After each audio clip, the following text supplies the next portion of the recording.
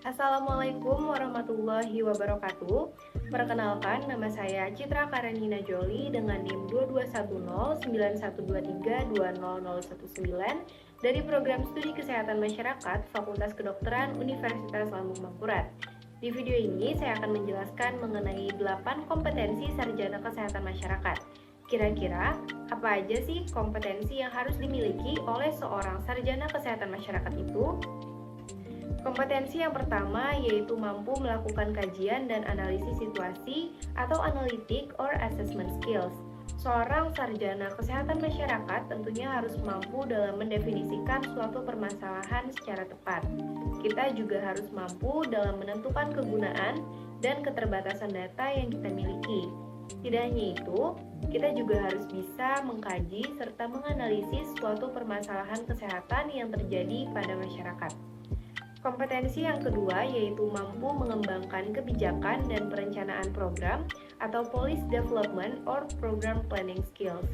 Setelah kita mengkaji dan menganalisis permasalahan kesehatan, kita juga harus mampu untuk mengumpulkan, meringkas, dan menginterpretasikan informasi tentang isu kesehatan.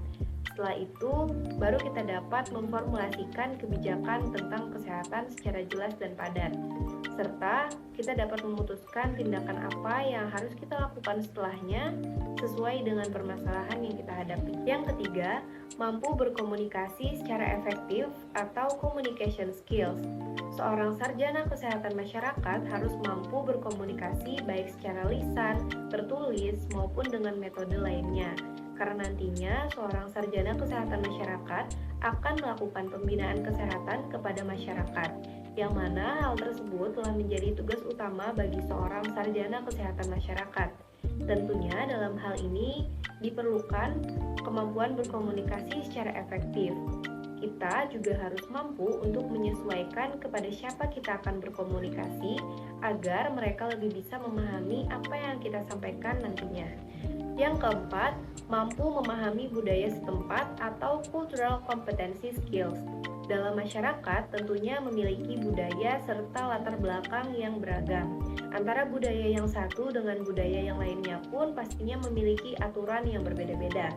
Maka dari itu, seorang sarjana kesehatan masyarakat harus mampu menggunakan metode pendekatan yang tepat untuk berinteraksi secara efektif dan profesional dengan masyarakat yang memiliki latar belakang berbeda. Yang kelima, mampu melaksanakan pemberdayaan masyarakat atau community empowerment. Seorang sarjana kesehatan masyarakat harus mampu untuk menggabungkan berbagai macam strategi untuk dapat berinteraksi dengan masyarakat dari latar belakang yang beragam. Kita juga harus bisa untuk menerima masukan dari masyarakat yang tentunya akan menjadi bahan pertimbangan dalam pengembangan kebijakan dan program kesehatan. Yang keenam, memiliki penguasaan ilmu kesehatan masyarakat atau public health science skills. Bagi sarjana kesehatan masyarakat, skill juga tidak kalah penting, karena nantinya kita harus mampu dalam mendefinisikan, menilai, serta memahami status kesehatan dalam suatu populasi masyarakat. Kita juga dapat berkontribusi secara langsung terhadap promosi kesehatan dan pencegahan penyakit. Kontribusi itu dapat direalisasikan melalui sebuah riset dan pengamatan secara langsung. Maka dari itu, diperlukan skill dan pemikiran secara kritis untuk dapat memberikan analisis secara tepat.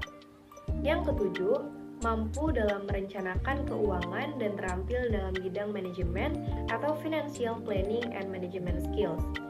Dalam mewujudkan suatu program kesehatan, tentunya diperlukan suatu anggaran.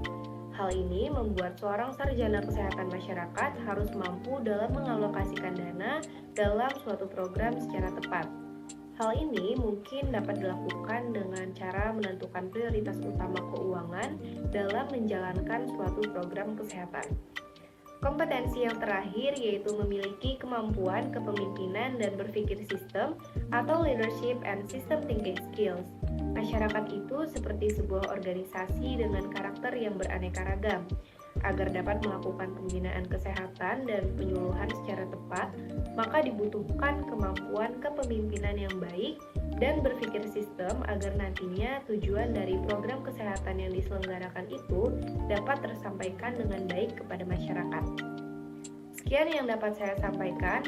Mohon maaf apabila terdapat kesalahan dalam penyampaian kata. Terima kasih. Wassalamualaikum warahmatullahi wabarakatuh.